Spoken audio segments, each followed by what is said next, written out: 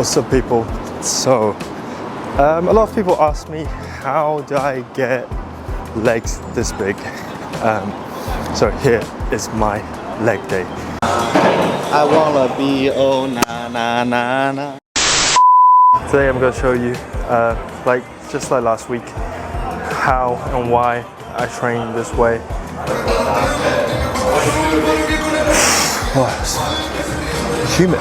This is the pre-cord CityLego, amazing piece of machine. You can completely lock yourself down, really isolate your hamstrings. Today we have this CT hamstring curl as the first exercise, 5 sets of 10 to 15, I believe. Most people think of leg day as, okay, squats and all this stuff, but actually having leg curls as the first exercise is a good warm-up for your knees. How to set up a CT hamstring curl? First of all, just adjust the seat pad to where your knee will be aligning with this axis right there. And then in terms of this foot pad, we'll set it to slightly bit over your ankle. And yeah, the last step, all you need to do is lock yourself down. Press as low as you can. So when you're doing this exercise, you want to imagine dragging your heels towards your hip, because I think about how your hamstring muscle attaches is originate from about here on your hip, goes all the way down to your shin, and it's just pulling in this direction.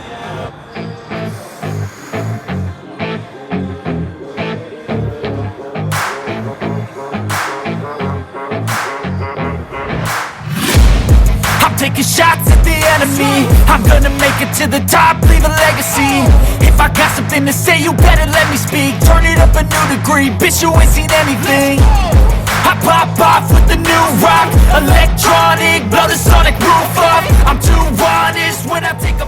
Also notice when I was doing the exercise, I'll have my hands pushing myself back, because without it, you can easily get dragged forward by your legs, and which will put you in a less favorable position for your hamstring to exert force. And also because of the seat position, our hamstrings are already a little bit more stretched. Imagine when you're standing up, your hamstrings here, but when you lift your leg up, it got stretched a little bit longer that way. When you sit down, you're at that position, hamstring is a bit more stretched out, and we are working on a slightly more lengthened range rather than a completely contraction. If you want to work on full contraction, you can do lying leg curl instead. So that's why when we're doing this exercise, we want to push ourselves back to stabilize ourselves in that position. Next, we have 5 sets of leg press, 7 to 10 reps on each set.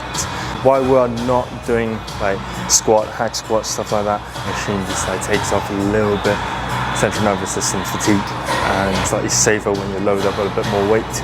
Any other squats, I found my body just can't really do it properly.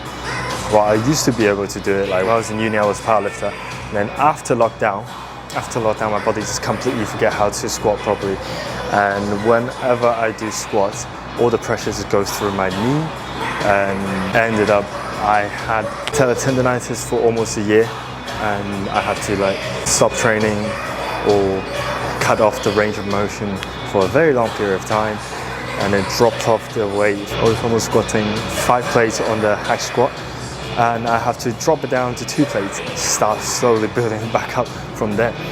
For this program I was doing hack squat, but I have to reverse band it. That way it takes off the pressure at the bottom. My knees could still handle it, but as it gets heavier and heavier, there's still a little bit pain after a training session, but it's not every day I will have it. It only lasts for a day. But now leg press seems to be the trick to it. I don't feel any pain at all. Everything feels fine for me. That's why we're doing leg press now, and I'm pretty happy with the progression. Although I haven't done leg press for years, same as the dumbbell rows. At the beginning I was a little bit scared to push a little bit too hard.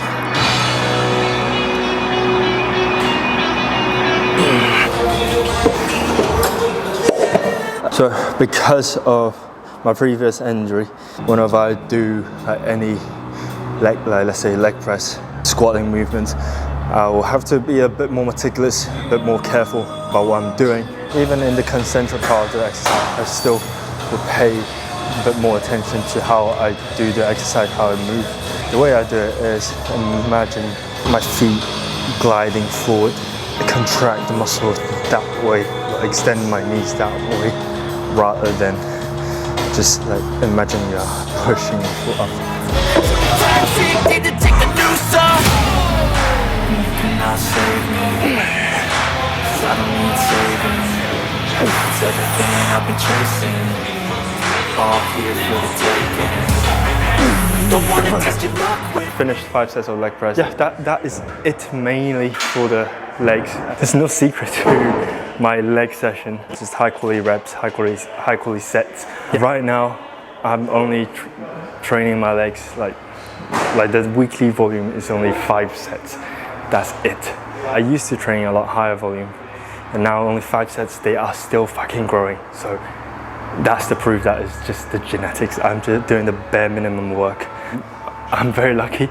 I don't have to do 10, 20 sets of legs. I have to appreciate that, thanks to my parents giving me that genetics. Next one, calves. On the calf races, this is actually the main event of the leg day.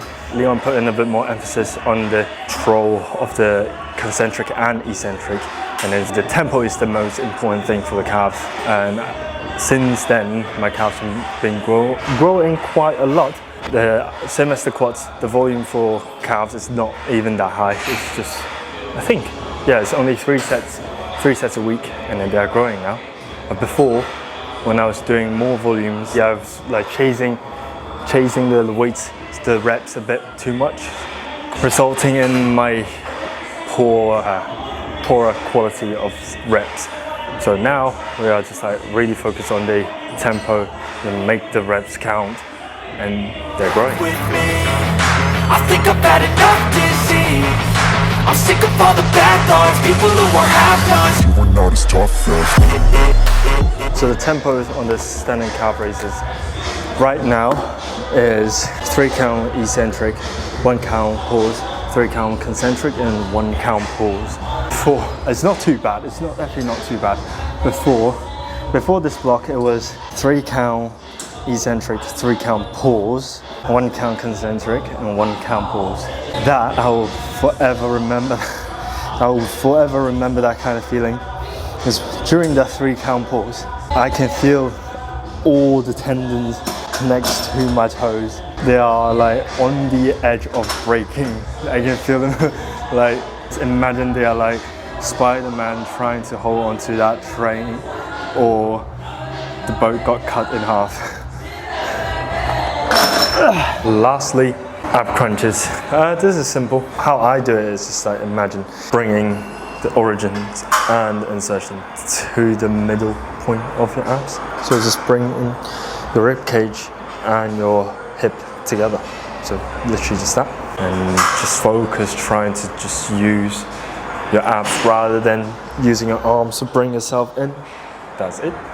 And also 3 sets of 10 to 15.